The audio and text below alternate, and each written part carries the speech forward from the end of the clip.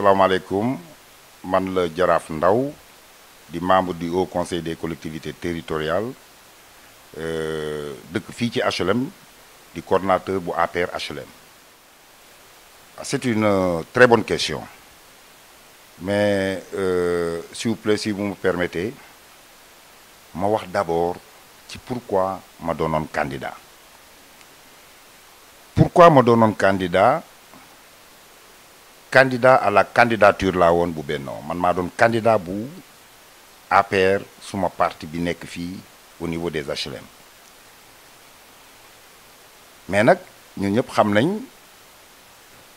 que logique gu coalition dafay taxaw coalition bi ma am ñu ma ci àndaloon ñooñu noonu ma àndaloon ñu ay leaderu parti kii di la maire Pape Seck ci la bokk donc loolu moo tax ma rangé wu mais loolu dinaa ci ñëw largement bi ma suma parti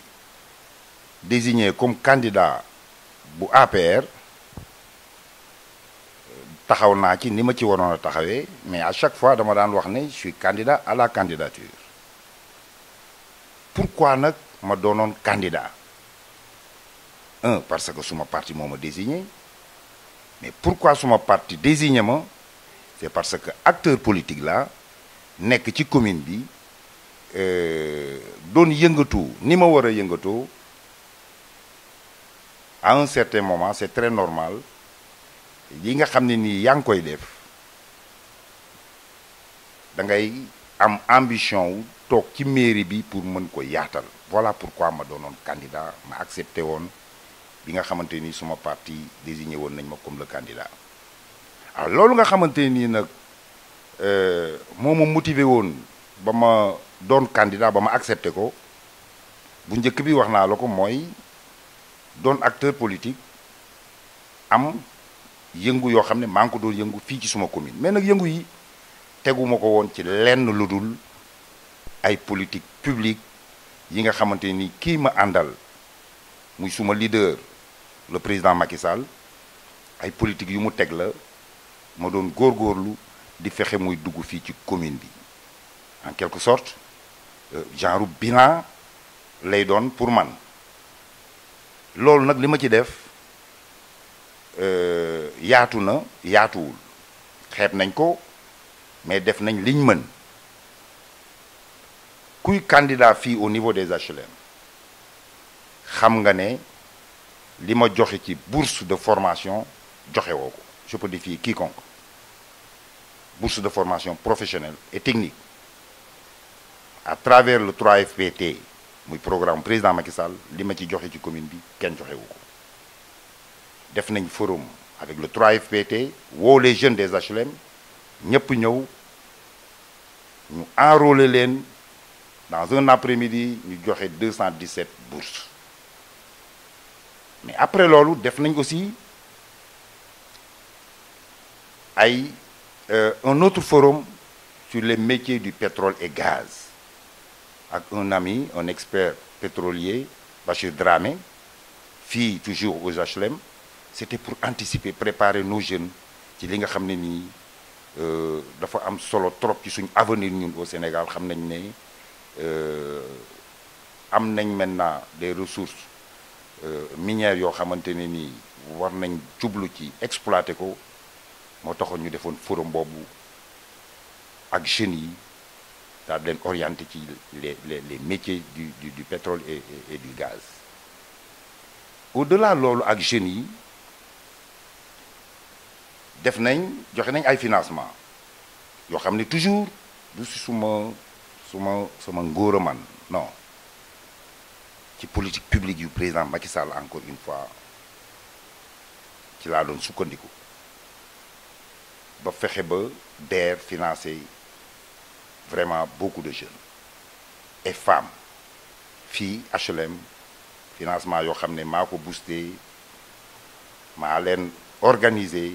wax leen naka la ñuy déposer bañ fexe ba ñu jot seeni financement toll na ci 286 financement Cité des Eaux ba Angle Mousse amul benn secteur booy dem te doo fa fekk koo xam ne maa la jox financement man maa la utal financement au-delà loolu en 2017 lañ démarré woon ci organiser femmes yi ñëpp xam nañ ne le président Macky Sall son programme dafa ci jiital torop les femmes et les jeunes donc fii nii may wax au niveau des HLM Cité des Eaux ba Angle Mousse organisation bi ma defoon au niveau des femmes moo doon fexe ba defee ba organiser leen ci ay regroupement ay groupement excusez-moi donc groupement femmes yooyu ma tuddee woon ko Jamra 30 Jamra laa ci teg 30 laa samp fii 30 Jamra au niveau des HLM benn bi du Jamra boo xamante ni mënoon nañ ko capitaliser comme un c'est-à-dire un groupement de femmes boo xamante ni mën nañ ne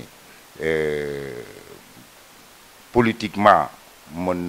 na la servir parce que mooy bàjjanu gox yi bi ñu gisee may organiser femmes yi dañ ma woo ne ma Jamra yi ngay teg dañ ci bëggoon ñun aussi fekk naa leen je me souviens mairie laa leen fekkoon organiser leen sampal leen seen Jamra ñoom donc pour wax la rek ne loolu aussi def nañ ko Jamra bu nekk buñ koy samp dañuy ñëw may la 100 000 francs fonds de caisse bu ñu la mayee 100 000 francs fonds de caisse soog la dem utali financement amul Jamra bu amul financement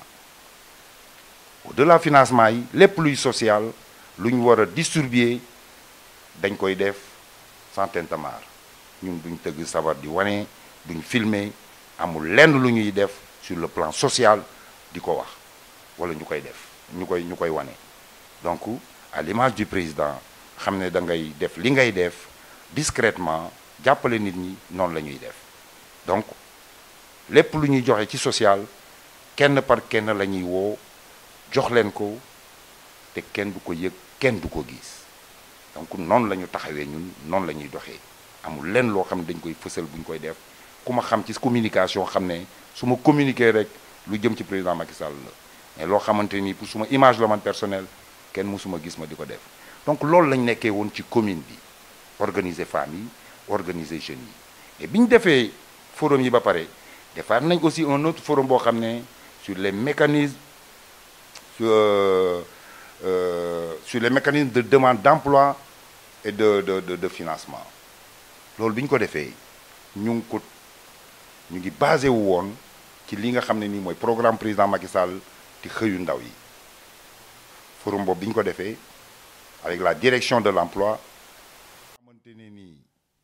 ñëwoon nga fa laajoon nañ la nga déposer say CV waa HLM ñu ngi may dégg les jeunes ñu ngi fi commencé nañ leen woo ñu ci bari dem nañ ba signer seen contrat seulement ay CDD la renouvelable 1 an renouvelable donc loolu noonu ñu ngi koy def cag-cag yi ngay gis HLM wala kiosque café yi ñu ci baree bari que muy femme wala jeune ñu ñoo leen jox financement te mosuñ ko fësal fenn au-delà loolu noonu aujourd'hui HLM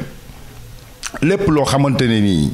xam nañ ne dañ ko war a lijjanti muy lu baax ci biir HLM ñu ngi ciy dugal suñ loxo même bu fekkee ne nii duñ ko fësal setal bi fi xewoon nga xamante ne nii le président Macky Sall moo lancé woon cleaning day bi ba tax HLM ñépp jóg bari na ci ñoo xam je dis pas tout le monde mais ñu ci bari ñoo xamante ne nii def nañ ko seen koñ bañ ma interpeller def naa ci li ma mën joxe naa fa matériel appuyé naa leen na ma leen war a appuyer pour wax rekk ne ñu ngi woon ci HLM ci lépp loo xamante ni dafay développer HLM ci lépp loo xamante ni dafay jàppale ndaw yi ñu ngi woon ci loolu noonu maintenant soo defee loolu noonu nag da ngay am ambition def plus looloo taxoon ñu bëggoon a dem toog ci mairie bi muy institution ñu fexe ba li ñu doon manqué muy les politiques publiques yiñ mënul woon indi te ñu war a jaar ci institution ñu ne bu ñu toogee ci mairie bi dinañ ko mën a indi parce que politique publique yi ma doon indi man wax dëgg fa yàlla lu ma mën a dem la lijjanti mais nag les gros chantiers yenn chantier état yenn projet yi état du ko jox kenn bu koy dugal ci commune daf koy jaarale ci commune ba ca mairie ba la koy jaarale loolu moo taxoon ñu amoon ñu motiver woon moo ñu motiver woon ñu amoon ambition amoon vraiment envie toog ci mairie bi mën a yaatal loolu. Pourquoi? Parce que xamoon nañ ne bu ñu fa toogee dinañ am soutien wu état parce que nag ndaw président Macky Sall lañ wax dëgg fa yàlla dina am yoo xamante ne nii doon nañ mën a fëgg yenn bunt yi xeex ko pour mu dugg suñ commune suma intention première moo doon fexe ba commune HLM doon commune témoin ci vision Macky Sall loolu woon sama yéene. HLM doon commune bi nga xamante ni référence lay doon ci communes yi au Sénégal par rapport ak vision président Macky Sall ça veut dire quoi ça veut dire fexe ba lépp luy politique publique président Macky Sall yéene ko askanu Sénégal ñu fexe ñun suñ commune HLM ñu teg ko fi def ko fi ba nga xamante ni moom président en personne dina jël commune bi ci boppam sax buy waxtaan ci li ci politique publique am mu mën di jël référence ci commune HLM loolu moo doon sama yéene ba taxoon ma bëggoon a dugg ci mairie bi donc un acteur politique boo xam ne mu ngi doon yëngu ci gox-goxaatam maa ngi woon ci nit ñi man ku ma xam-xam ne maa ngi sur le terrain partout ku ma xam-xam ne naqariwu ma gis ku ma xam-xam ne boo may seet ci mbedd HLM yi grand place yi da nga may gis aw ma fenn foo xam ne nii duma fa dem waaye nag li may def dama koy def discrètement lii ma la wax ne def naa ko fi yépp bari na ñoo xamante ne nii xam nañ ko mais am na ñoo xam ne xamuñ ko parce que duma ko wax te duma ko filmer dama ne encore une fois mën naa défier quiconque parmi les candidats ku ci joxe nombre d'emplois yi ma joxe man Jaraaf Ndaw au niveau des HLM amul ku fi joxe nombre de bourses man Jaraaf Ndaw yi ma joxe amul ku fi joxe nombre de financement yi ma joxe au niveau des HLM amul seulement duma ko def di ko filmer loolu mooy li mu motivé woon pour ma bëgg a doon candidat maintenant ma ñëw ci sa deuxième question pourquoi ma xëy suba daal di ànd ak le maire Ababacar Sadikh Seck c'est très simple bu jiitu bi mooy en militant discipliné am kilifa mu orienté ma fi mu ma orienté du ma def lu dul ànd ci loolu noonu parce que xam naa sama leader mooy kan le président Macky Sall fi ma jaar ak moom jarul may retourner en arrière mais fi ma jaar ak moom du ma def looloo xamante ne nii man du loo xamante ni daf may du baax ci man non au contraire xam na ne l'intérêt général ci lay dox su may orienté daf may orienté ci li nga xam ne nii luy baax ci askanu HLM la ça c'est un. deux ma wax la ne amoon naa ambition wu dem toog ci mairie bi pour liggéeyal HLM mais ambition bi li taxoon en réalité ma am ko dafa am ci lu ma ko tegoon li ci jiitu mooy soutien wu président Macky Sall mais soutien boobu noonu ma gis ne le maire Ababacar Sadikh Seck déjà am na ko donc ma doon maire c'est pas ça qui est important ce qui m'intéresse man mooy ma nekk ci station boo xam ne dinaa mën a liggéeyal sama gox te président Macky Sall loolu la ma wax donc aujourd'hui ànd bi ak Pape Seck c'est parce que xam naa ne la ma yaakaaroon li ma doon sukkandiku li nga xam ne nii ci la tegoon man suma espoir yëpp jot na ko ba pare mooy soutien état Pape Seck déjà am na soutien bu président Macky Sall dama daan wax régulièrement Promoville laa bëgg mu dugg biir HLM parce que ku ma xam man xam ne cadre de vie dama ko fonk trop ci biir commune bi li ma ciy def nit ñi gis nañ ko xam nañ ko waaw mais cadre de vie boobu noonu taxoon ma ne nag dama bëgg Promoville dugg biir HLM mais loolu le maire Ababacar Sadikh Seck yàlla jàppale na ko dimbale ko à travers le président Macky Sall Promoville accordé nañ ñu ko dugg na biir HLM moo tax nga gis un peu partout ñu ngi commencé pavage programme la boo xam ne HLM zéro sable la loolu noonu le maire am na ko ba pare et à travers APIX aussi li nga xam ne sama mbëbët la woon muy ñu fexe tabax suñ commissariat bi mu doon commissariat boo xam ne duñ fa fay location le maire ak APIX da koy tabax c'est un projet ficelé beneen bi ci topp mooy la mairie ñu génn fi nga xam ne ni en location lañ fa nekk l'APIX c'est un projet ficelé APIX da koy tabax mais beneen bi mooy une maison de la femme mu bokkoon ci suma programme man bokk na ci li ma motivé ak ànd ak Pape Seck sama programme yu ci baree bari dama koy dugal ci biir programme bi nga xamante ni parce que y aura plus un programme de Pape Seck programme mu Benno Bokk Yaakaar la ma yéene woon HLM tey laa koy gën a mën a def incha allahu rabi bokk na ci li mu motivé ci ànd ak Pape Seck donc une maison de la femme permettre les femmes des HLM ñu mën a am fu ñuy regrouper wu mën a am fu ñuy defee seeni formation yi nga xam ne moom la ñuy def fruits et légumes céréales et tout qui dit maison de la femme dit tout politique publique yi président Macky Sall teg yëpp maison de la femme boo ko amee femmes yi non seulement dinañ ko fa mën di defee mais dinañ fa mën a am un guichet boo xamante ne nii d'information lay doon di leen informer ci politique publique yi donc maison de la femme boobu APIX dañu koy tabaxal pour wax rek ne déjà Pape Seck am na possibilité bi nga xamante nii bokk na ci suma programme ci sama mbëbët man ci sama yéene dinañ ko tabaxal police bi dinañ ko tabaxal la mairie dinañ ko tabaxal une maison de la femme te li ma lay wax projet boo xam ne nii déjà ficelé la avec l'APIX loolu Pape Seck am na ko Pape Seck am na aussi li nga xam ne nii moo doon suñ problème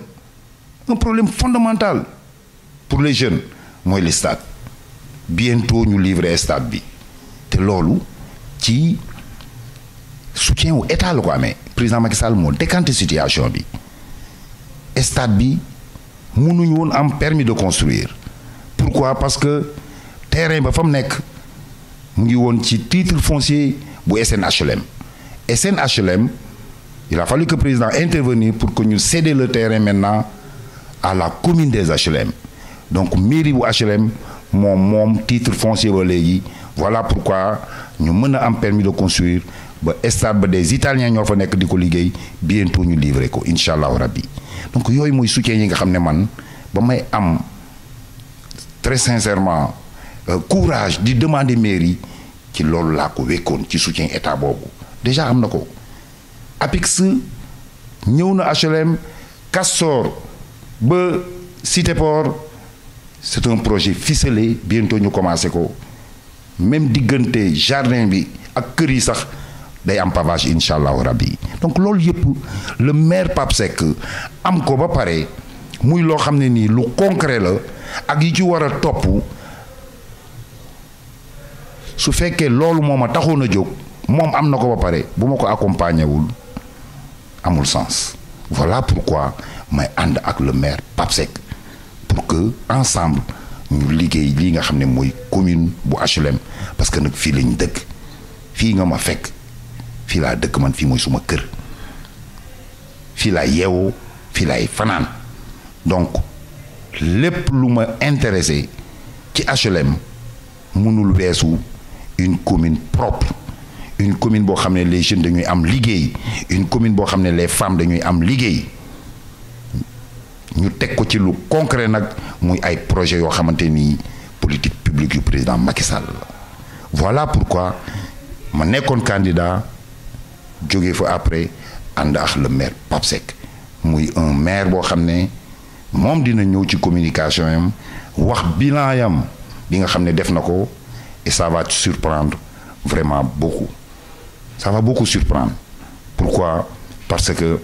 il a un bilan extraordinaire je vous le garantis dina ci waxtaan mais daal li nga xam ne moom mën naa ko assurer mooy il a le soutien de l'État pour defar commune bi képp ku fi wax di teg programme la ngay wax da nga koy wax ne dinaa ko wuti mais loola noona je garantis ça le maire Pape Seck am na ko ba pare voilà pourquoi ma doonoon candidat après ma continuer ànd ak Pape Seck soutenir ko di soutenir candidature am pour que ñu continuer lii nga xamante nii moom mooy liggéeyu HLM. je crois question bi réponse bi baax na clair na. tant que ñu ngi doon wax ñi nekk Benno Bokk Yaakaar dem amaat beneen liste doon ma ci woon wax dara. maintenant que débat bi gis na HLM ni ñu koy waxee au-delà ñi nga xam ne Benno Bokk Yaakaar lañ nekk am na ñoo xam ne bokkuñ sax Benno Bokk Yaakaar di wax loolu di jéem a gëmloo loolu nit ñi mais le fait que ñu ci tudd président Macky Sall ne moo leen di parrainer loolu moo tax ma ciy débat loolu moo tax ma ciy répondre parce que c'est pas vrai c'est faux ñi bokkoon Benno Bokk Yaakaar aujourd'hui ñu dem uti seen liste bopp ñooñu noonu c'est juste parce que seen engagement derrière le président foofu la tolloon. moi je suis un acteur politique boo xam ne su may wax lu ma gëm rek laay wax man du ma tourner autour du pot képp koo xam ne da nga ne ndawu président Macky Sall nga aujourd'hui man ça ne m'intéresse même pas Macky Sall cautionné ko mais le fait que nga am idée wu mu joxe orientation nga bañ a joxe orientation nga bañ a topp orientation bi dem sa liste bopp rek même bu la ci fekk see sax war nga ma ne ce niveau d'engagement foofu la yem donc en politique c'est ça engagement yi ñoo dul bokk niveau d'engagement yi ñoo dul bokk ku nekk ak sa ambition ku nekk ak li la motiver am na ñoo xam ne dañu ànd ak président Macky Sall parce que seen intérêt la ñuy xool pour un intérêt personnel moo tax ñu rangé wu ci ginnaaw président Macky Sall te élection yi feeñal na lu bare bari mais dafa am ñoo xam ne nii aussi ñu ngi véhiculer benn message boo xam ne pour tromper la population des HLM la disant que candidat wu Macky Sall lañ plan B wu Macky Sall je vais citer nommément un grand frère boo xam ne dama ko jox cër muy le grand Ousmane Touré Copé. Quand les gens disent que Ousmane Touré Copé plan B wu Macky Sall moi je dis encore une fois c'est pas vrai xëy na dañoo seetaanul wala ñu ma dul suivre ci suma communication wax naa ci waxati ci c'est pas parce que bokkul Benno Bokk Yaakaar que li ñuy wax amu ci loo xam ne nii part de vérité la ay part de vérité quand même sur ce qu'ils disent. Pourquoi? Parce que moom amoon na intention bokk Benno Bokk Yaakaar amoon na intention jiite Benno Bokk Yaakaar bi et je crois bi may bañ télévision laa dem TFM laa dem falaa communiquer ci loolu noonu donc y a du vrai sur ce que les gens disent amoon na intention bi mu ngi woon ci disposition bokk Benno Bokk Yaakaar dafa am yoo xam ne du ma ko mën a wax suma grand la mais fii di débat bi toll il faut que ma leeral dara grand Copé man personnellement en 2019 bi ñuy dem di wuti deuxième mandat bi may regrouper le Benno Bokk Yaakaar sollicité naa ko lam wax ak man ba tax ma jàpp ko ci loxo yóbbu ko ci Mimi Touré ñu toog man moom ak Mimi Touré jarul may dugg ci détail yooyu mais bañ toogee aussi la ma wax Mimi Touré pour moom parce que suma grand la ma bëggoon ko jàppale jarul ma koy wax mais biñ jógee foofu ci Mimi Touré ñuy dem élection dafa croiser les bras àndul ak ñun dans le Benno Bokk Yaakaar dans la mouvance présidentielle après loolu nag après les élections xam naa ne am na ay démarches yu mu doon def mais yooyu yëpp ci suma gannaaw la ko def amu ci lenn lu ma yëg mais démarches yooyu mu ngi woon ci disposition moom pour bokk Benno Bokk Yaakaar mais loolu amul ñun Benno Bokk Yaakaar ñoo bañ man personnellement bokk naa ci njëkk a bañ ne mënuñ di dem di xeex pour am deuxième mandat nga bañ a ànd ak ñun ñuy dem élection locale nga bëgg ñëw ñu ngemb la man bokk naa ci n'est-ce pas li nga xam ne nag mu indi coow li mooy sortie bi mu def sur la RTS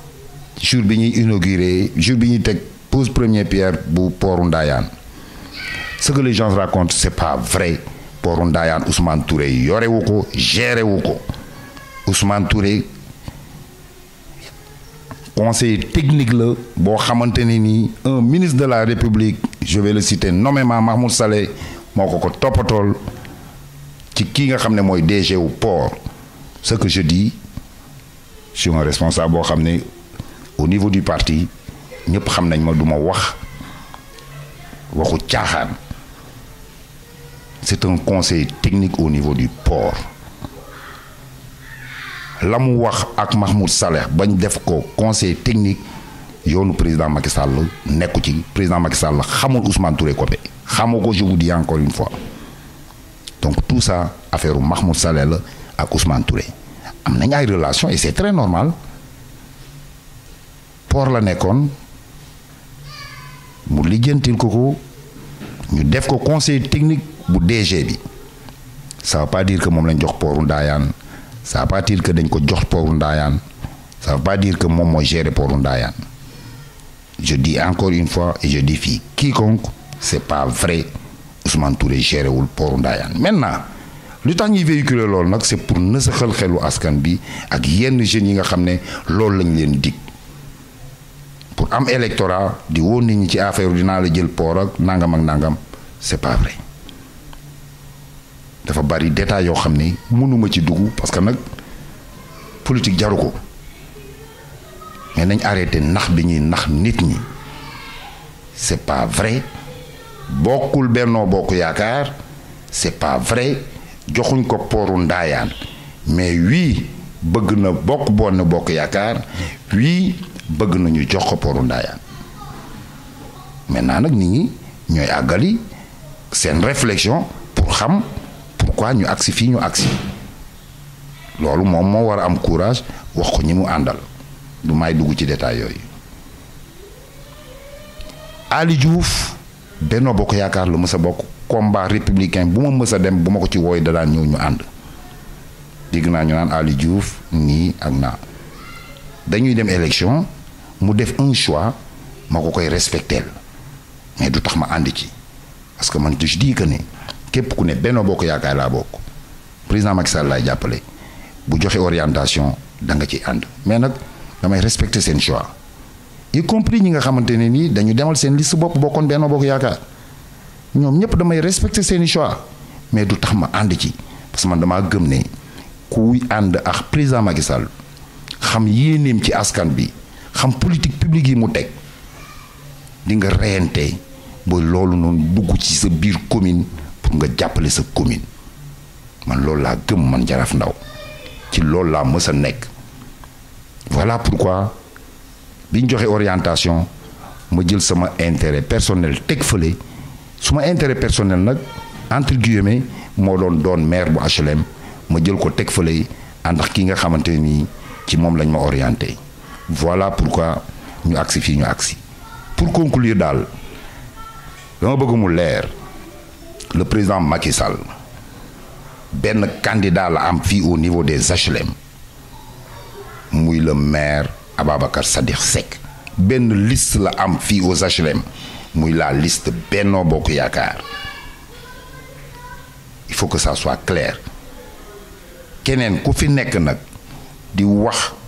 Macky Sall nga nekkal da nga koy wax pour électorat mais yow sa bopp gëm nga ne ku nekk ak Macky Sall du taxawaay bii nga xam ne moom lañ jël donc jarul ñu ci sori mais dama bëgg mu leer ci bopp askan bi yépp képp kuy ñëw ci yéen di leen wax ne APR laa bokk wala Benno Bokk Yaakaar laa bokk wala Macky Sall laa àndal élection locale yi bu bokkul Benno Bokk Yaakaar li mu wax amul c'est ça la vérité liggéey ak Benno Bokk Yaakaar nag ñi ko fi def bari nañ le candidat Diaw maa ngi dégg aussi ñuy def comme si ànd ak Benno Bokk Yaakaar wala liggéey ak Benno Bokk Yaakaar péché la mais mon grand frère que je respecte beaucoup xam na ma toog nañ échanger nañ ma jox ko cër dëgg xam ne mais expertise bi mu am fa nga xamante ni nii fa la nekkoon di ko fa liggéey du suñ commune ñun mais kam fa nekkaloon di ko liggéeyal di ko jàppale kooku Benno Bokk Yaakaar la donc collaborer ak Benno Bokk Yaakaar ñi koy def bari nañ c'est pas aujourd'hui que la ñuy def comme si péché la nga ànd ak Benno Bokk Yaakaar nous sommes fiers d'être dans le Benno Bokk Yaakaar. Pourquoi? Parce que leader bi ñu am dara intéressé wu ko lu dul njëriñu askanam te lii ma la wax ne def naa ko biir HLM vérifier boo génnee commencé sama kër doo dugg ci quartier boo xam ne man Jaraaf Ndaw joxewu ma fa bourse wala ma joxe fa emploi wala ma joxe fa financement amul quartier bu ma tegul groupement de femmes tuddee ko Jamra donc ci loolu lañ nekk ñun loolu nag du suñ ngóor a ñun lépp ñu ngi ko am à travers leader bi ñu àndal donc nous sommes fiers d'être avec lui. Pour conclure li nga xam ne ni moom lay conclure suma débat ak yow mooy un appel que je lance aux HLMois na ñëpp xam ne ñu xippi suñ bët ñu xam ne bëgg a defar commune doo bàyyi ba élection jot nga jóg ku nekk ci ñun xam nga ñi fi nekkoon di dox ci askan bi teg ko ci yoon ak ñi nga xam ne dañu bàyyi ba élection jot ñu soog a ñëw boo xoolee candidat yi ku ci am xaalis fa nga dem jëndi kër ailleurs ñi amul xaalisu jënd kër sax bu ñuy louer dañuy dem louer ji ailleurs loolu buñ ko minimiser lu am solo la candidat yi ñi ci amoon xaalis di ñuy doon jeune am moyen am possibilité jàppale askanu HLM defuñ ko bàyyi ba retraité soog a ñëw ne dañu bëgg a jàppale askanu HLM loolu aussi détail la boo xam ne buñ ko minimiser c'est très important nañuy natt nit ñi ñan ñoo bëgg a defar gox bi ak ñan ñoo bëgg a jëriñoo gox bi. j'assistais à un débat am dégg ku may wax ne pooru Ndaayaan bi grand bi dañu war a ñaanal ko parce que dafay jëriñ waa HLM mais mënuloo doon directeur ressources humaines bu port pendant des années et des années dëkk ci gox bi je dis même pas les HLM mais gox ba nga dëkkoon sax jëloo fa kenn ñuy am espoir ne boo jëlee Ndaayaan di nga jël ay nit il faut que nit ñi ubbi seen bët ñu xool lan mooy di jëriñ askan bi te ñu bàyyi suñu intérêt personnel yi ensemble nañ leen xeex ñu fexe ba politique publique yi président Macky Sall teg pour commune pour askanu Sénégal ñu fexe mu dugg ci suñ commune nañu réaliste un tout petit peu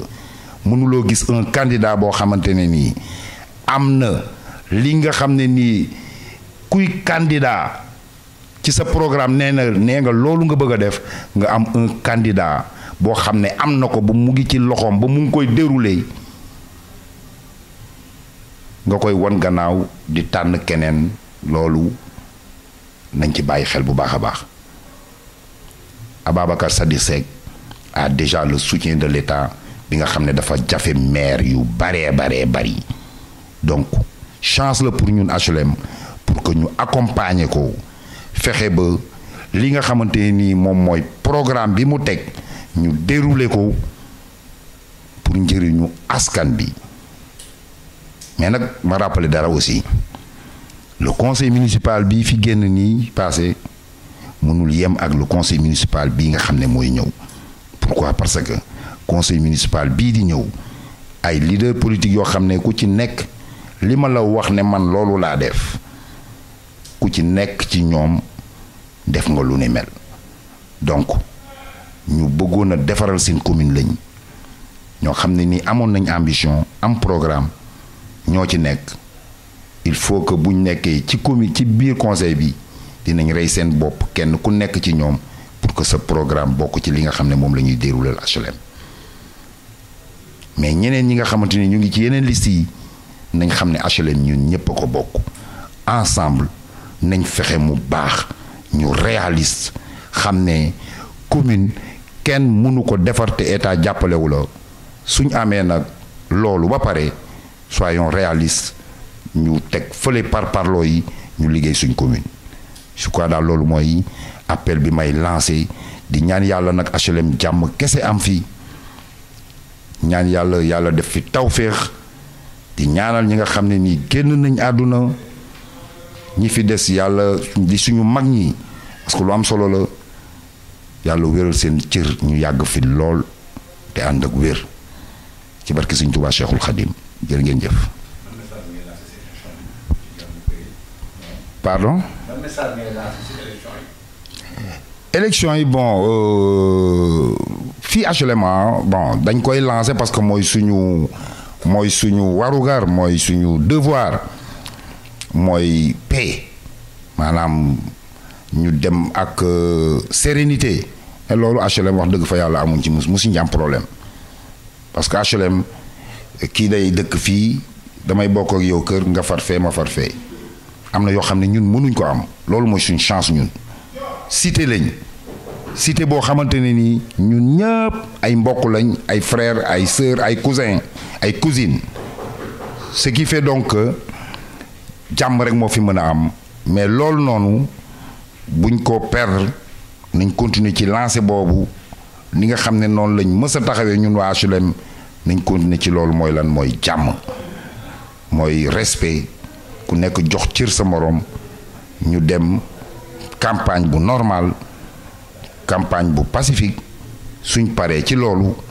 dem le 23 voté ku nekk ñibbi sa kër na nga ko daan defee suñ paree ci loolu bu ñu gañee ñun incha allahu rabbi le Benno Bokk Yaakaar dinañ woo ñëpp ku nekk indi sa xalaat ñu ànd liggéey loolu daal mooy li nga xam ne mooy appel bi nga xam ne moom laay lancé ñi nga xam ne mooy population HLM encore une fois di ñaan jàmm kese HLM di ñaan tawféex di ñaan développement fii ci biir suñ gox di HLM merci beaucoup.